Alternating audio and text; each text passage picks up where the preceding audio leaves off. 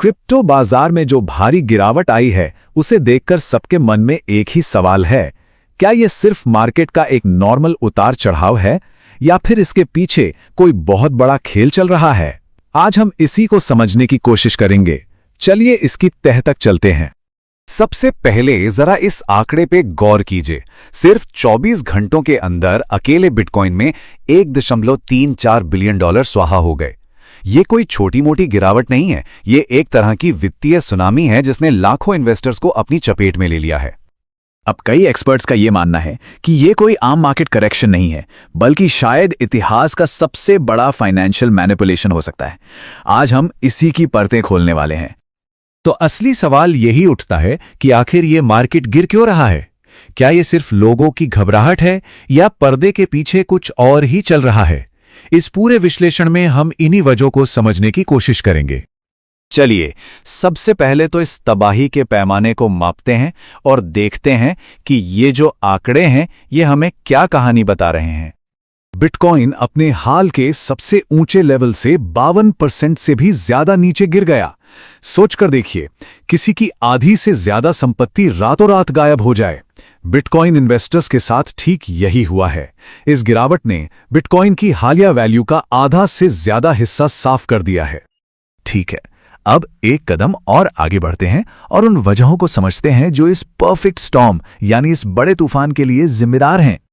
Source के मुताबिक ये क्रैश सिर्फ छोटे मोटे निवेशकों की घबराहट की वजह से नहीं है, इसे कैंपेन सेलिंग कहा जा रहा है। मतलब बड़े बड़े इंस्टीट्यूशनल प्लेयर्स एक साथ मिलकर एक सोची समझी साजिश के तहत मार्केट को नीचे गिरा रहे हैं। असल में ये एक मल्टी लेवल अटैक जैसा था। देखिए, एक तरफ बड़े इंस्टीट्यूशंस बिकवाली कर रहे थे तो दूसरी तरफ ईटीएफ से भी भारी पैसा निकाला जा रहा था। ऊपर से फेड चेयरमैन को लेकर अनिश्चितता, लोगों का ध्यान सोने चांदी की तरफ जाना और माइनर्स पर बढ़ता फाइनेंशियल प्रेशर, इन सब ने मिलकर मार्केट के लिए एक परफेक्ट स्टॉर्म तैयार कर दिया। लेकिन कहानी यहीं खत्म नहीं होती। अब जरा और गहराई में चलते हैं और उन छिपे हुए खतरों को समझते हैं जो ऊपर से तो दिखाई नहीं देते लेकिन अंदर ही अंदर बाजार में डर पैदा कर रहे हैं। पहला खतरा है क्वांटम थ्रेट। अब ये क्या है? इसे ऐसे समझिए कि जैसे किसी के बैंक लॉकर की चाबी को कोई मास्टर की खोल दे, तो भविष्य में क्वांटम कंप्यूटर्स बिटकॉइन के लिए वही मास्टर की बन सकते हैं जो इसके सिक्योरिटी सिस्टम को तोड़कर प्राइवेट कीज को हैक कर सकते हैं। इस क्वांटम थ्रेट को और सीधे तरीके से समझना है तो सोचिए, क्या होगा अगर बिटकॉइन के क्रिएटर सतोशी नाकामोटो के वॉलेट में रखे 10 लाख बिटकॉइन हैक हो जाएं और मार्केट में डंप कर दिए जाएं। सिर्फ ये डर ही मार्केट को हिलाने के लिए काफी है।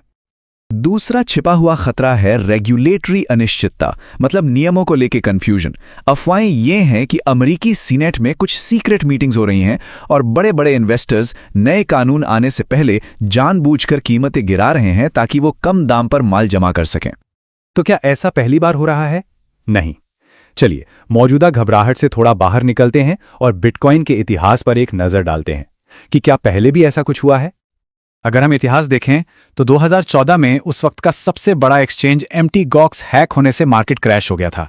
2018 में तो 80% की भारी गिरावट आई थी और 2022 में भी 70% से ज्यादा की गिरावट हुई। मतलब बिटकॉइन के लिए इतनी बड़ी उठापटक कोई नई बात नहीं है। और ये आंकड़ा तो बहुत कुछ कहता है। बड़े बड़े मीडिया आउटलेट्स 462 बार बिटकॉइन को खत्म या डेड घोषित कर चुके हैं, लेकिन देखिए ये आज भी यही हैं। ये बिटकॉइन की फ्लेक्सिबिलिटी को दिखाता है। पर यहां एक बहुत दिलचस्प बात है। हर बड़ी गिरावट के बाद आखिर होता क्या है? इतिहास हमें बताता है कि बिटकॉइन हमेशा और भी मजबूती से वापस आता है। डेटा के मुताबिक आमतौर पर हर 3 साल में एक नया रिकॉर्ड बनता ही है। तो इस सारी जानकारी के आधार पर अब आगे क्या किया जाए? अब हम अलग अलग तरह के मार्केट पार्टिसिपेंट्स के लिए कुछ संभावित स्ट्रैटेजीज पर एक नजर डालेंगे। देखिए, यहां 2 अलग अलग अप्रोच हैं। जो लॉन्ग टर्म इन्वेस्टर्स हैं और जिन्हें बिटकॉइन के फंडामेंटल्स पर भरोसा है, वो डॉलर कॉस्ट एवरेजिंग यानी डीसीए के बारे में सोच सकते हैं। मतलब एक बार में सारा पैसा लगाने के बजाय रेगुलर इंटरवल पर थोड़ा थोड़ा निवेश करते रहना। वहीं जो शॉर्ट टर्म ट्रेडर्स हैं, उन्हें किसी भी ट्रेड में घुसने से पहले मार्केट के थोड़ा स्टेबल होने का इंतजार करना चाहिए। और आखिर में 2 सबसे जरूरी रिस्क मैनेजमेंट रूल्स। पहला, अपनी संपत्ति को किसी एक्सचेंज पर रखने के बजाय एक हार्डवेयर वॉलेट में सुरक्षित रखें। ये एक फिजिकल डिवाइस होता है जो आपकी क्रिप्टो को ऑफलाइन रखता है, जिससे हैकिंग का खतरा कम हो जाता है। और दूसरा, ट्रेडिंग करते समय हमेशा स्टॉप लॉस का इस्तेमाल करें। ये आपको एक बड़े नुकसान से बचा सकता है। इतिहास ने हमें यही दिखाया है कि बिटकॉइन हर तूफान से और भी मजबूत होकर निकला है। तो सवाल ये नहीं है कि क्या ये वापस आएगा, बल्कि ये है कि अगली बार ये कितनी ऊंचाई तक पहुंचेगा। इसका जवाब तो हमें वक्त ही देगा।